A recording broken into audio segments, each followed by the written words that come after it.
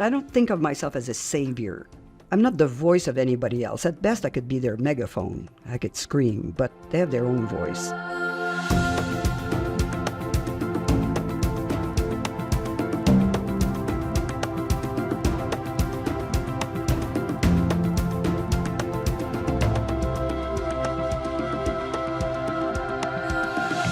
My next guest has a personal and professional journey that is a testament to the power of resilience, intellect, and our collective humanity. She has an unwavering commitment to human dignity and justice. She is an internationally recognized champion of human rights who has made multiple contributions to international law and human rights advocacy. Our guest is a woman whose legacy continues to inspire and guide the next generation of advocates dedicated to the principles of justice and equality, the Honorable Louise Arbour. Louise, thank you so much for joining us. You've had an extraordinary life, an extraordinary career. I just want to learn a lot about you and how you have busted through all manner of boundaries. Maybe the best place to start is childhood and growing up. Can you tell us about your family life and where you were raised and what made you, in a way, who you are? I grew up in what was then called French Canada. Now we call just ourselves Quebecers. So in and of itself, I think that gives some insight into what maybe subsequently will become part of my politics. So in a sense, I grew up in a minority environment, but in many respects, this was completely obscured by the fact that I was fully educated in French, and so I had no interface with the majority of the country, the majority of the environment in which I lived. And it's the same as also about being a woman, because I was educated exclusively by women. In a very unorthodox way, at that time in Canada and in Quebec in particular, my parents were separated when I was very young, about 10. I have one younger brother. And so essentially my mother left. So she moved out with me, my brother, and our dog, took a little apartment and decided and she had not worked outside a family life at that point. So she opened a little women's clothing store and raised us through that store. Through that. What's really interesting when I think of it in retrospect is, in order to do that, and in the Mastercard Foundation, how much we talk about access to credit, and she didn't have anything. So how did she start? Well, in order to get a bank loan in those days in Quebec, you had to have your husband's signature. My father was nowhere to be seen. So as a then, how old would she have been? Late 30s, early 40s, late 30s maybe. She had to go to her father to get him to sign and to support her. She came from a family of merchants, like small commerce and so on. So my grandfather, nobody was very wealthy. This was kind of straight middle class, professional commerce people. But in retrospect, I think, seriously, you had to go to your dad with your 2 kids and your dog just to get him to sign off and get you to start a modest little business, which did well enough to support us until we were grown up. But also because of all the turmoil in my parents' relationship, I was put in boarding school. In Quebec? Yes. Obviously in an all-girls Catholic boarding school. Was it very strict? Run by nuns. It was very strict, very. And the education was, I learned Latin and Greek, but no English, which, come to think of it, the practical aspect of education had obviously escaped them. But I grew, and I was a boarder for 3 or 4 years, maybe. And then my mother didn't have enough money to keep me boarding, so I became a day student. But I stayed in the same school, if you could believe it, from grade 6 until I was 20 years old. Wow. Because these... So you must have lifelong friends from that of course, environment. they're still my friends. But what it means is, so I got a BA. You know, it was a classical education.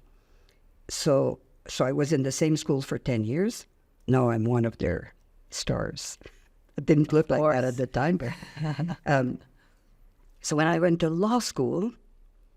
And what drew you to law school? I went to law school as many things I've done, a bit by default. I was not particularly interested or good in science. And in those days, most women, young girls, went into nursing, or at the end of a BA, some would do a master's like in history or anthropology to teach. So, or they do a year of kind of teacher's college. So in my graduating class, which was maybe 45 of us, 50 max, maybe less, I think I'm the only one who went to law school, and 2 went to medical school, and others went teaching. But when I showed up on the university campus in a classroom of then 300, of which was not catastrophic, it was about 10% women. So 30 is not nothing, but 30 and 300 is not a lot. But I had never been not in a uniform. Took me hours every day to decide what to wear. Your mother's boutique store didn't pay off there. No, because this was for more grown-up women, not exactly. You could appreciate the kind of stuff I would wear. And then competition with men. I assumed that, they had gone to all these great, renowned colleges. I thought, oh my God, I'm going to get creamed. And then when the grades came out at Christmas, I have to say I worked because my last years of college, I wasn't exactly shining. I was preoccupied with, again, lots of students' politics. But when I got to law school, I thought, oh my God, this is the test. And I remember the grades were posted. So you had to go, it was a board, you had to take a ruler to find. Thankfully, with A, I was somewhere that you had to look at your grades. So it looked okay, and then I looked at the rest. It looked really good. And so not only were you at the top of the list because your last name started with A, but you really were at the top of the list. Yes. And when I saw that, I thought, oh my God, if this is the competition, bring it on. Listen, I want to go back for a moment when you said you were raised by women. So clearly it was Mom and her hard work and her courage. Must have been many friendships at that school, strict as it was. Perhaps the teachers, the nuns who were there. Talk a little bit about that experience. And well, I know you say you're not introspective, but just talk about what you observed about them and their leadership. Well, in the case of my mother, with whom I stayed very close all my life, in fact, she died 5 years ago. She was 97. I remember she told me at some point when she turned, 94 or something, she said to me, objectively, I know 94 years old is old. But she said, I don't feel that old, but having a 70-year-old daughter that kills me. And now, as I get older, I get her. Yeah. For me to have a 47-year-old daughter, I think, where did that come from? So my mother was, she was strong in a very unassuming way, not ambitious, but very alert to the necessities of, she would say to me all the time, the only important thing is get yourself into a position where you never, ever have to depend on anybody. You have to look after yourself and your children. That's it. She was also, if there's anything critical, but she was very concerned about appearances. So in a sense, where one, maybe because her fit in her world was awkward, not to have a husband at 37, 40 years old. In those days also, if you could believe it, she could not obtain a divorce except by an act of parliament. What? Yes. Until 1968 in Canada, divorce is federal jurisdiction, and there was no procedure. So you had to get, it was called a private bill. So the law changed, and immediately when it became more accessible, she obtained a divorce. But so it's not that she was an outcast, but she didn't fit in the social construct of her era, and that preoccupied her. So she was, in my opinion, always overly preoccupied with appearances, what will people think, and maybe in reaction to that, I have zero interest in what people think about me. I care about people's opinions and engage, but at that kind of social level. So yeah. So in a way, you took Mom's advice to heart, not only just be independent in terms of financial independence, but just be truly independent. And more intellectually independent, I suppose, and socially, which was not necessarily her message. And in those days, women didn't talk about being feminist, but these nuns, at one level, you might think they've surrendered all their life to a very strict, sheltered order. But at the same time, first of all, they were better educated than the majority of women of their generation. And they were entirely self-administered. They became very wealthy as an order. Well, mind you, it's because they didn't have to pay tax. Anyway, there's other reasons for that. They held fantastic real estate, but they were very competent women. So in a sense, until I was 20 years old, all I saw was a universe of extremely competent, strong women. Strong and free in their own terms, let's put it this way. Yes, yeah. I understand you began your career actually in academia. Talk about that, and then the transition to the judiciary. Virtually everything I've done professionally, I've done by accident. I've never had a career plan. And maybe, again, it's a question of temperament, but that gave me all kinds of opportunities. So when I graduated from law school, I went to clerk at the Supreme Court of Canada. Now in the legal profession, especially when we look at the U.S. model, it's very well known. It's the thing to do, the cream of the... But in our days, it was only, I think, the third year that judges of the Supreme Court of Canada took in law clerks. And I even forgot, I think I saw an ad for it or something, but this was a huge step for me because that meant working in Ottawa, which is in English Canada. And this is another, it's really interesting what gives you a sense of self or how you're perceived by the world. So when I came to apply for that job, I spoke some English because I had worked at Expo 67 as a telephone operator. So I mastered a couple of the vocabulary. And in law school, obviously a lot of the materials were in English. But I was far from fluent. So when I went, I applied for the job. This judge interviewed me. It's very intimidating. I thought I have zero chance because he's going to find out that I just don't speak English well enough for that. He was from Quebec. The whole interview was in French. And towards the end of the interview, he said to me slowly, "How is your English?" And I said, "Good." That was the end of that part of the test. And then he offered me the job on the spot.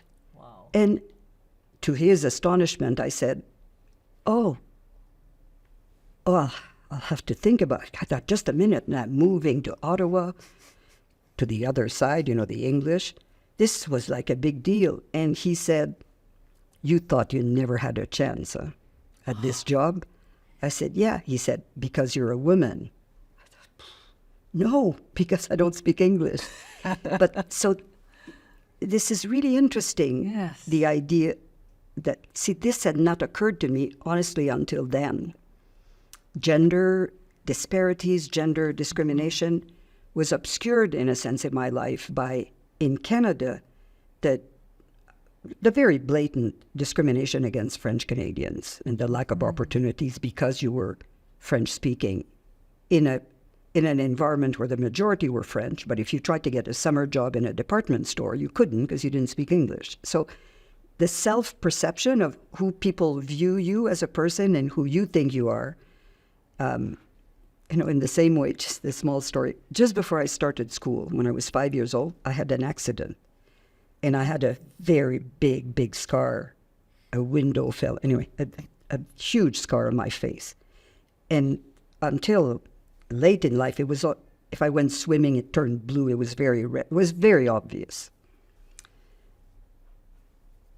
Because of that, every time when I started school or I met new kids, invariably they would say to me, what happened to your face?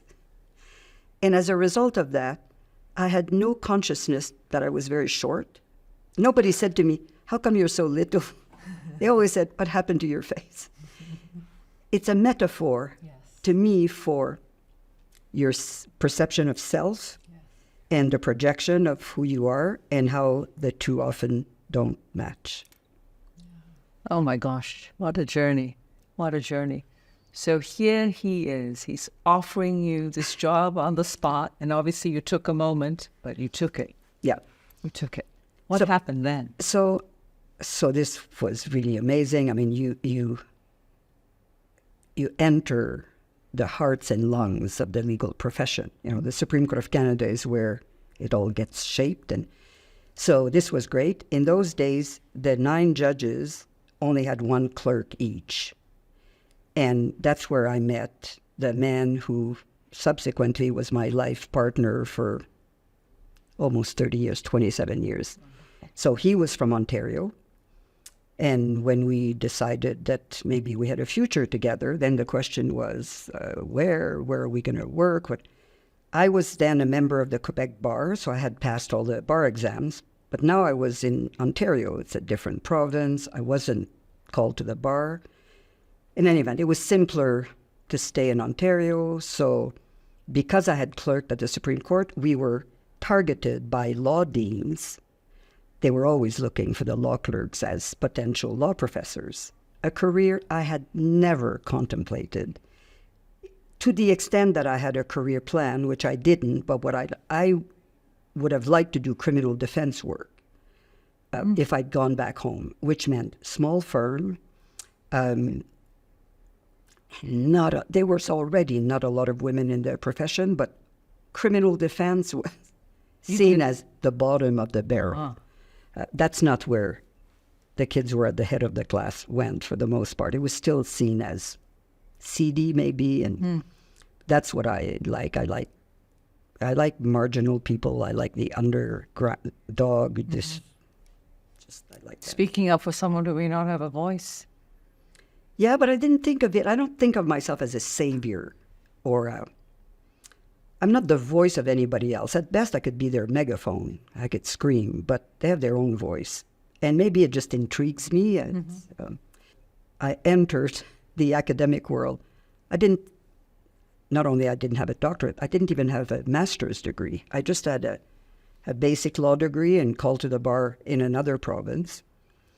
But this was a really good time. I liked the classroom part of teaching more than the research, which in those days had moved into highly theoretical work, which didn't have terrific appeal to me, but the political side of the law, the social justice change instruments, I really liked. So that's what I did for 12 years. I had 3 kids.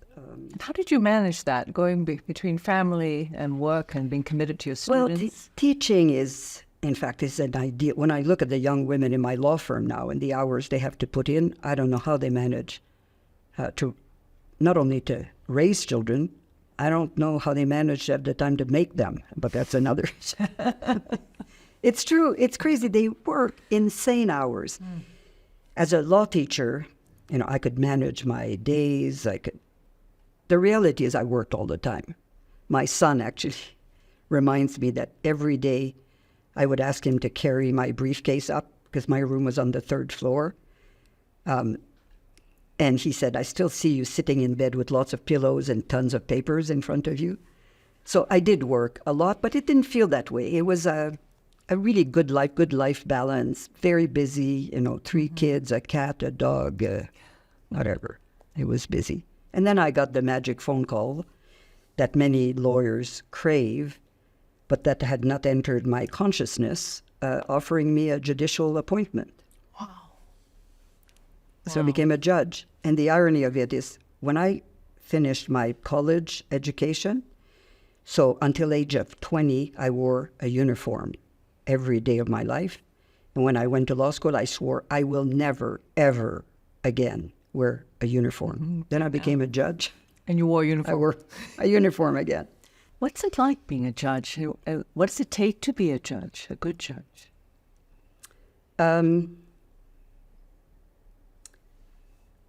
First of all, it depends at what level. I was appointed at the trial level, where obviously you have a lot of interactions with people, which is very different than the subsequent work I did as an appellate court judge, where you have a lot of interaction with your colleagues. So it's a very different chemistry. Right. And as a trial judge, obviously you're alone. It's actually very scary for someone like me who, when I became a trial judge, I'd never set foot in a courtroom. I was an academic. No, that's not true. I had taken one case in the Court of Appeal as an intervener for the Canadian Civil Liberties Association as counsel. Mm-hmm. So I'd argued one case for half an hour. I had no trial. Most people who get appointed to the bench have been lawyers in practice for a long time. So it was pretty unusual. Scary, yes. And the features of, first of all your work is done in public. The courtrooms are public. You're the director, the producer, the main character of something that you don't control totally. You don't know what the witness is going to say. You don't know it's going to be a flare-up in the courtroom. You got to be very alive. Mm-hmm. And then at the end of the day, you have to decide. And I have to say two things about the exercise of judgment. First of all, depends in what area, but like in family law, for instance, medical malpractice, all kinds of areas. It's a very humbling experience to be charged with making a decision for two grown-up people who just can't make it for themselves, which is essentially what it comes to. They've reached a point in their lives, sometimes it's in a commercial relationship, mm-hmm. but that has a lot of personal stakes, where they've given up the ability to come to a resolution. They turn to a perfect stranger.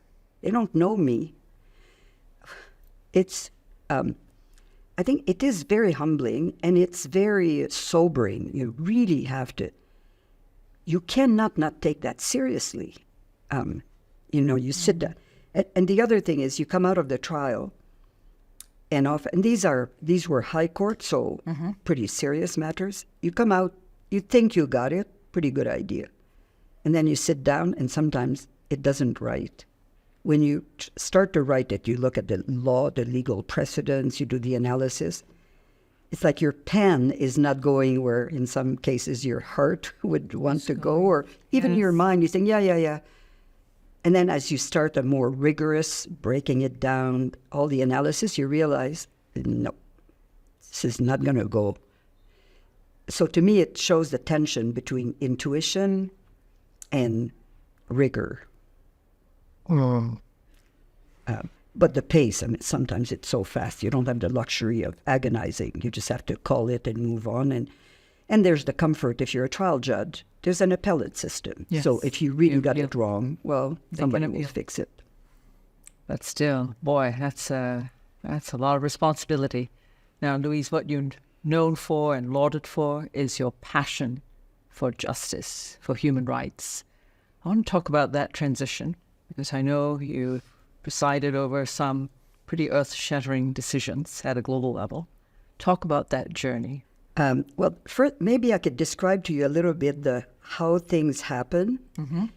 Certainly in a professional life like mine that was not self-directed.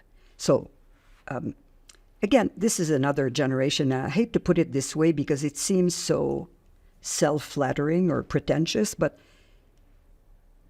in my days in that environment, I've never applied for a job in my life. The phone rang. Because that's the way, these were small communities. Everybody knew each other. in the same way that I never thought of having an academic career, and I had one for 12 years, which I liked, I'd never really thought of having a judicial career. First of all, because when you're straight out of law school, you don't think, oh, I'm going to be a judge. First of all, you don't control that. And then I would have never in my life thought that I would do international work. I was already uprooted from French Canada to English Canada, which I could tell you in retrospect was the biggest cultural shock of my entire professional life.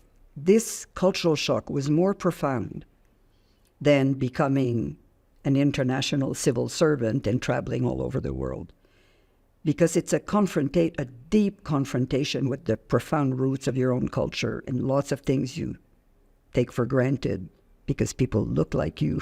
They're your fellow Canadians. Mm-hmm. And the fault lines, the cultural fault lines are very profound in some cases. So moving from doing domestic judicial work to international work was very unexpected. I think it's one way to put it. But again, see, at the end, it's rooted in my intuition right at the beginning of my career that what I really liked was criminal law.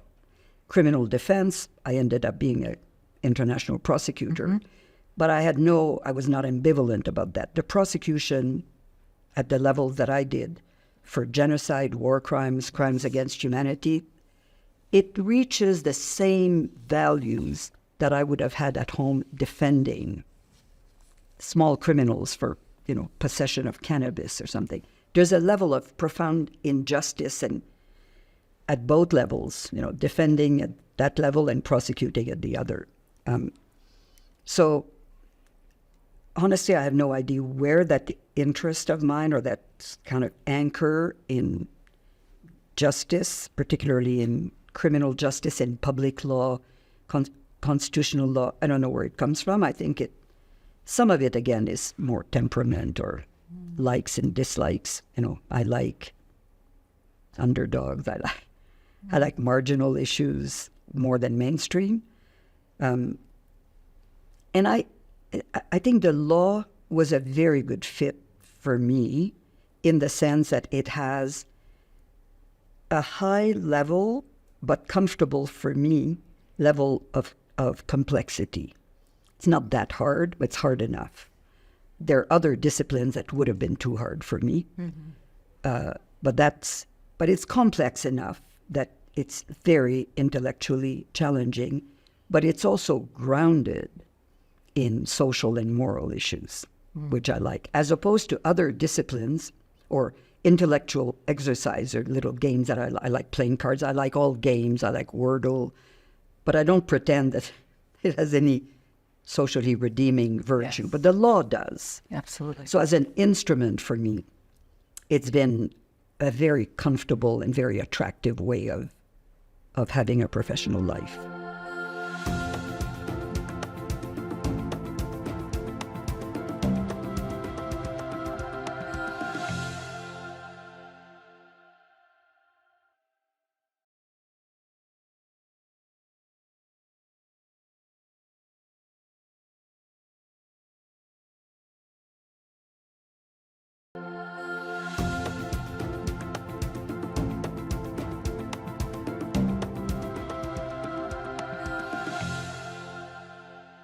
I ended up doing this international work because, just the way it happened is so bizarre.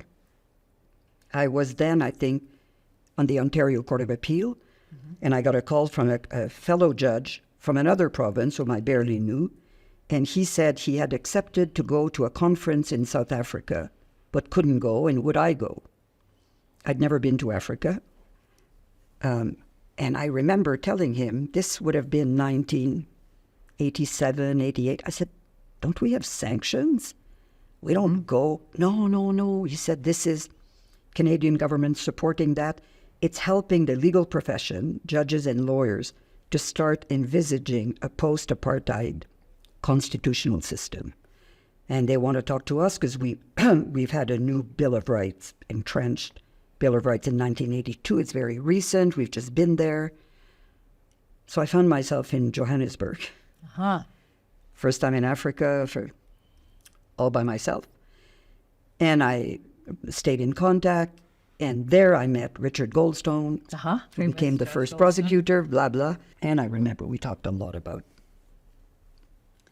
equality issues, non-discrimination, but also they were way ahead of even our thinking. Should they entrench environmental rights? We hadn't done that. Social and economic rights. Anyway, lots of... So yeah, I met them. They invited me the second year for a meeting of the Bar Association. And then Richard became the first war crimes prosecutor.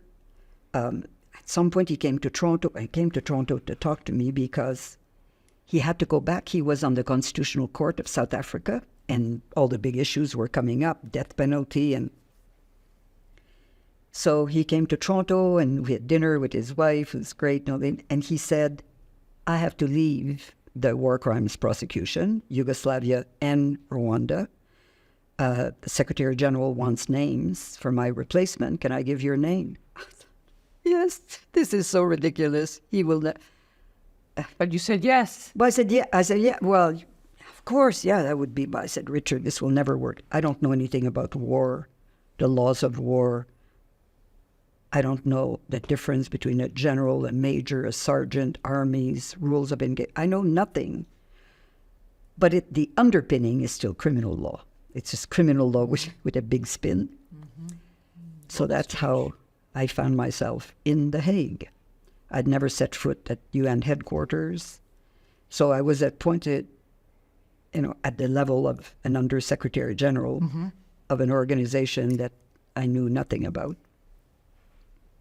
And there you go. And there you go. That's another sort of little piece of insight. Because, you and I often talk about leadership. And, what is very bizarre in my life when I look back on it is I've never had a boss, ever. What do you mean? Well, when I worked for my judge, he was sort of my boss. But, my boss, it's him and me. When I was an academic, the dean, not really your boss. I mean, he can't tell me, well, he could ask me what to teach, but he can't force me to teach something I don't know. It's more like, what's the word, primus inter partes? Explain the dean is the leader of the pack, but he's not your superior. He's like an intellectual beacon, I think, externally, and a super administrator, but he's not your boss. He can't, you have academic freedom, he can't fire you. Then I became a judge. Well, same thing. The Chief Justice is not your boss. He administers the court. He can't tell you how to decide a case. He can't force you, he could organize the assignments, but anyway, you don't have a boss really. And in the case of performance evaluation, when I was a law teacher, not my dean who evaluated me is never in my classroom, so it was always students' evaluations, which were public. Oh, I have a good one on that. We'll come back to that. Yeah. So then I was a judge I didn't have. Then when I went to the UN, the hyper hierarchy, I had 2 jobs in the UN, well, a third one recently, both of which were completely independent. When I was the chief prosecutor for the tribunals for Yugoslavia, Rwanda, first of all, I was appointed by the Security Council upon recommendation of the Secretary General, but he didn't appoint me, so he couldn't fire me. And the statute made it explicit: the prosecutor shall not seek or receive instruction from any source, any member state. And I took the position that included the Secretary General, which came as a bit of a surprise to his legal advisor, but that's another issue. So as the prosecutor, I had no boss. Yeah. And then as the High Commissioner for Human Rights, subsequently, yes, first of all, the appointment is by the General Assembly. So again, not the Secretary General can't fire you. And of course, you're part of his big executive team. But as the High Commissioner for Human Rights, you are also expected to have a very independent voice in the UN system. So I'm often asked to reflect on leadership, but I've never had a kind of progress through the rank of observing different layers and maturity of leadership, not from a personal experience anyway. I want to go back to a couple of things, but we're going to come back to your students and what your students had to say about you. You said something really interesting, that the most profound shift was going from French-speaking to an English-speaking world, and that there are deep cultural fault lines. And I imagine that's true the world over, between peoples, sometimes even within families. Those fault lines, how does one navigate fault lines, particularly in conflict? And a conflict could be at a small c, within a family, within a community, or could be with a capital C, that is between countries, and where the consequences could be devastating. How do you stumble onto fault lines, uncover them, and what do you do? Do we create bridges across them, or do we navigate around them?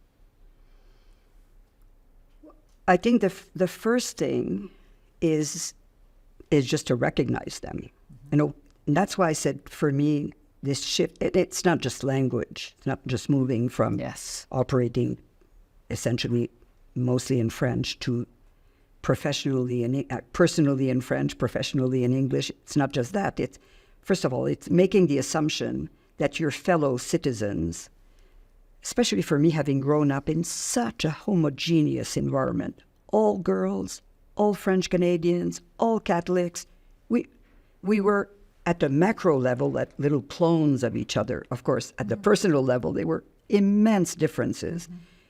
But the assumption that your fellow citizens are just like you, for me, was shattered when I realized that it's not because, apart from gender, they all look like me, because in those days, Canada was still quite a homogeneous country. So starting even with this superficial homogeneity, there's such profound, very profound assumptions about how you live your life, about your level of religiousness, for instance, of who is in the establishment. And, these are not class systems, but professional classes. And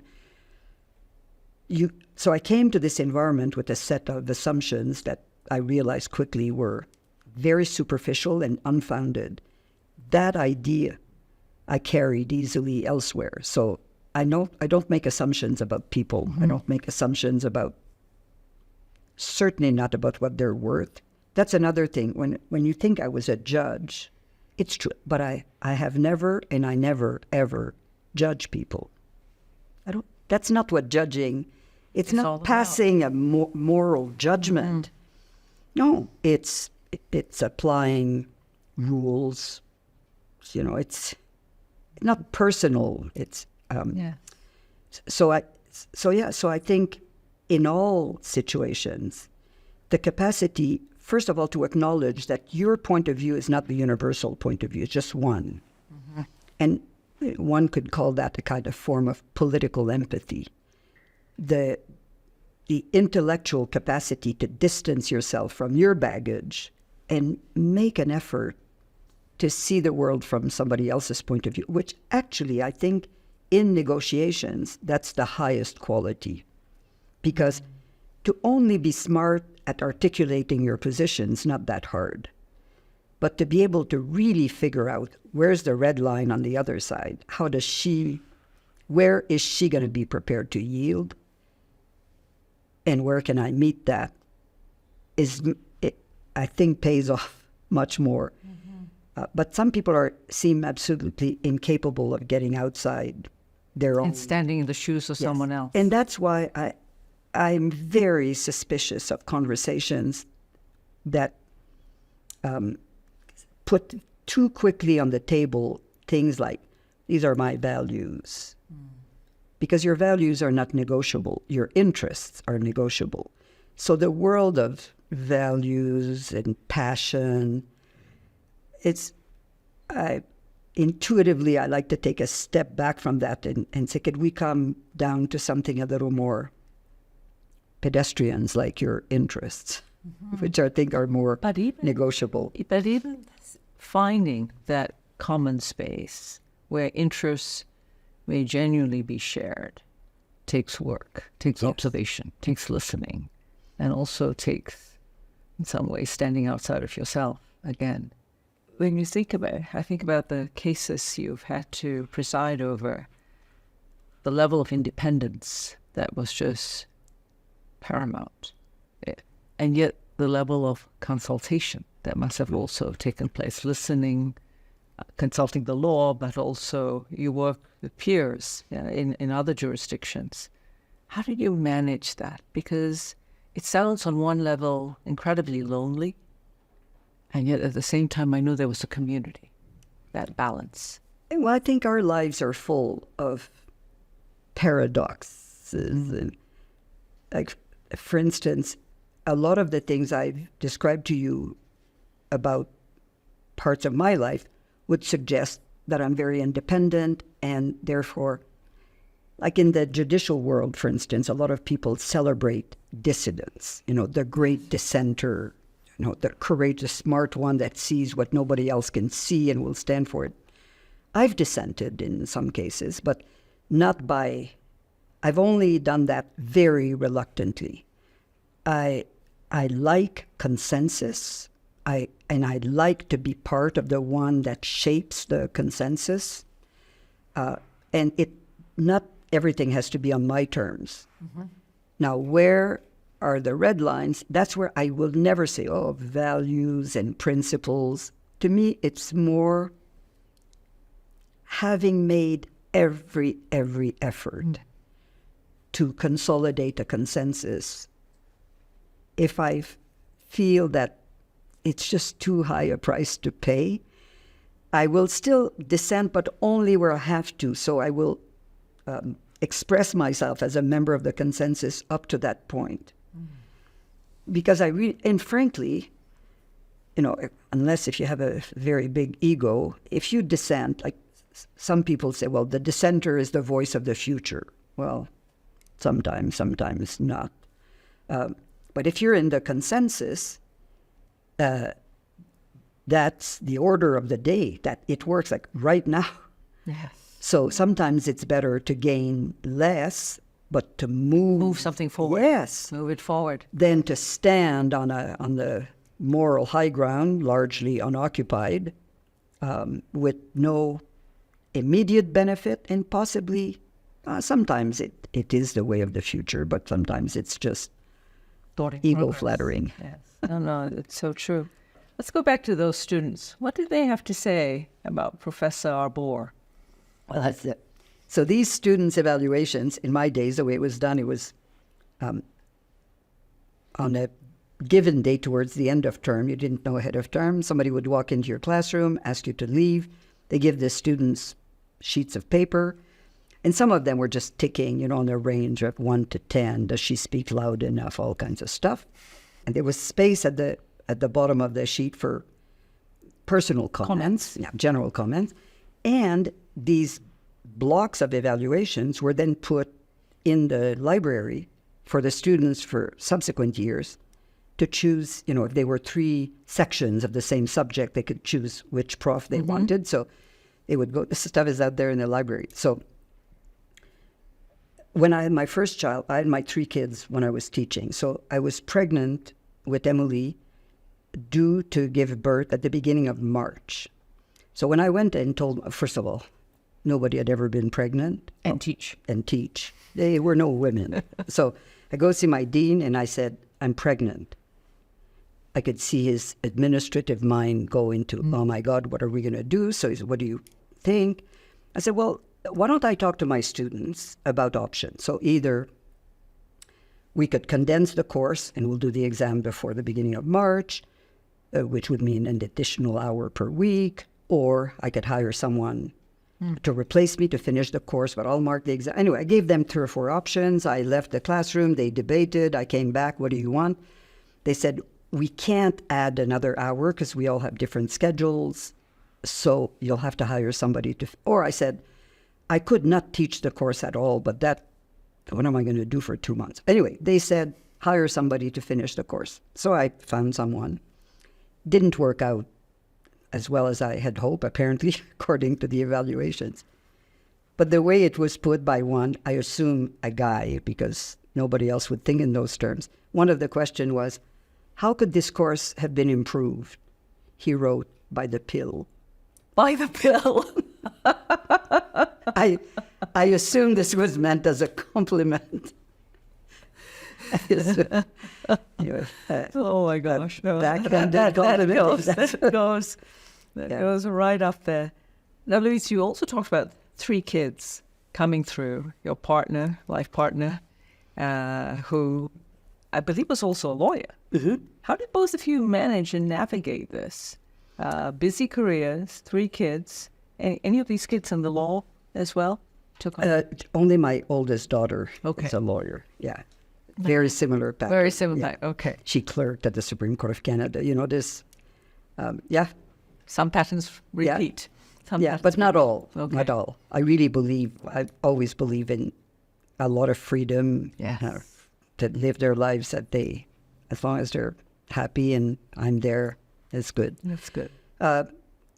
We had 2 professional careers, but that's, the funny thing is we worked sort of together for a long time. We worked at the Supreme Court of Canada as law clerks together.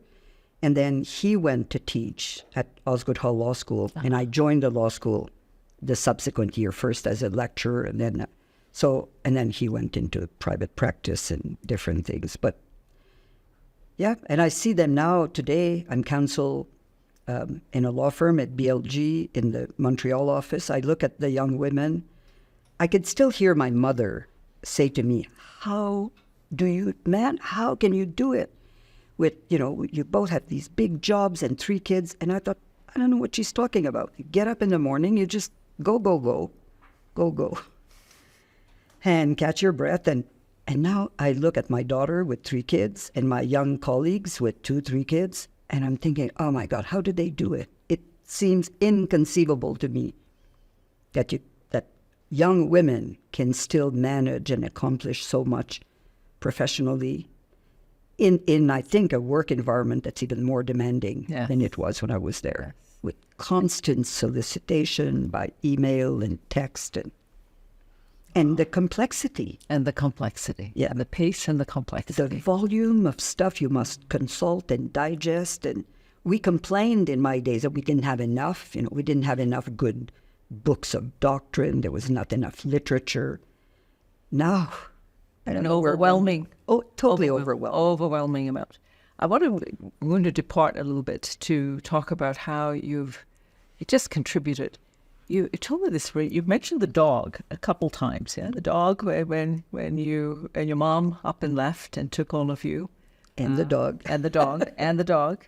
And I remember you told me a story about working with a charity on its board, which prepares dogs and gives dogs to people who are blind or who have some kind of impairment in terms of their vision, and who need a dog.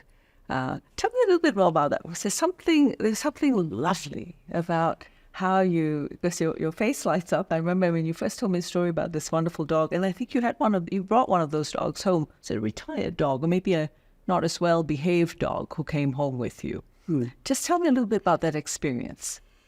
The work. In fact, I just finished my 9-year terms on the board of that foundation. It's called the MIRA Foundation in Quebec.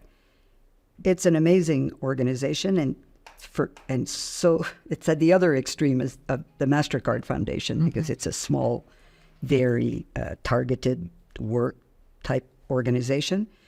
And for me, it's complete self-indulgence to have worked with them.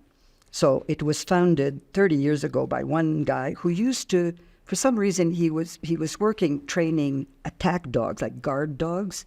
Guard dogs. Dogs that guard factories at night, that bite people and bark, and he hated it. He felt that the whole world hated him and the dogs, and yet he loved dogs. So he got this idea of starting to train dogs as service dogs, originally really for people who were visually impaired. And then it grew into people with mobility issues, people who are in wheelchairs, and had a dog with them. And now increasingly we work with children on the autism spectrum, and for emotional support to traumatized children in particular, or women, when they have to tell their stories, either to the police or even in a courtroom. Have these emotional support dogs. They sense the tension in the storytelling, and they'll be right there. Yeah. They're amazing dogs. It's a huge amount of training. So when they're born, they go to a foster family until they're about 1, just to be socialized.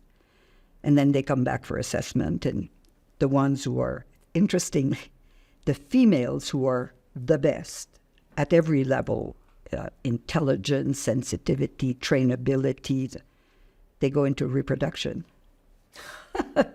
which is a nice life. I mean, it's not a puppy mill. But they're the future. They are the future. They are. And hopefully they pass on the genes about that emotional intelligence. And it only intelligence, takes 2 or 3 males, but 16, 17 females to. Anyway, that in and of itself, the whole genetics and stuff is interesting. And then the foundation gives away, up to 200 dogs a year to people in need as service dogs. So, and of course, the one I got 9 years ago just died in the fall. Sorry. So I'm in the lineup for another reject, because the ones we could take are the ones who are not quite there. Louise, your life, I just think about what you said, raised by a phenomenal mother, courageous, in many ways defiant of her times, even though she may have been preoccupied with fitting in, or maybe not, or being aware of having not fit in. Raised by other women, and you really have navigated all kinds of fault lines throughout your career. And whether you think it was serendipitous, accidental, unplanned, I see a thread all the way through about using a megaphone to speak to justice, to speak for the underdog, but mostly for people who have been on the margin, who right down to this story you've spoken about, this charity. And I hope the work that we do at the Mastercard Foundation, we're so honored that you're on our board, that you are that voice. You are that voice which always brings us back. I don't know whether it's to consensus, but you bring us back and to pay attention to fault lines. And while I know it's not always about these airy-fairy things and perhaps these intangibles, but it is about ensuring that we are here for the interests of humanity, and about seeing each other, not making assumptions, but really trying to empathize with the context in which people have to live and have to work. So I just want to thank you. Thank you. You hear it from everyone, what a privilege it is to work with an organization that has, again, the right mix of extraordinary capacity, not only financial, but in terms of the pool of talent that it has attracted and has put in place. So enormous capacity and a willingness to have an impact, but if it has to be the hard way, that to me is very critical, that we're not in the low-hanging fruit business of self-congratulation for great accomplishments. I think this organization is such a perfect fit for everything I've ever stood for, except this time with capacity that at other stages in my life I didn't have at that level. I think it's... I have to tell you, in my life, there were times where I was very suspicious of philanthropy. I thought, well, why don't we have an adequate fiscal system, tax system? And if you're a real Democrat, in the general sense of the word, why is it that this board of 12 people with a fantastic CEO makes all these decisions? Where's the rest of the world? But I've changed my mind, as you can see. Oh, okay, I'm glad to hear that. But I hope you always keep us walking that line to constantly listen, especially now to listen to young people across Africa and Indigenous communities in Canada, and to have that empathy you spoke about, so that we also center ourselves on finding that consensus for the greater good. Yeah. And I think if we keep in mind that we are not their voice, We aren't. they have a voice. We are their megaphone. Yeah. Or today it's not called a megaphone, it's probably called some other Some other tech wonderful instrument. thing. But I think it's really important that we never think that we speak for For them anyone. or that they don't have vocal cords. Yes, they do. And we hear it and we listen. Yeah. Thank you. Thank you so much, Louise. Thank you. Wonderful. Have so much fun doing this. Thank you. Absolutely. Honorable Louise Arbour's life and career exemplify the profound impact that one individual, one woman, can have on the pursuit of global justice. From student to chief prosecutor, international criminal tribunals for the former Yugoslavia and Rwanda. From research officer to justice of the Supreme Court of Canada. From mother and grandmother to advocate for global human rights for all. Louise Arbour is an outstanding example of transcending boundaries.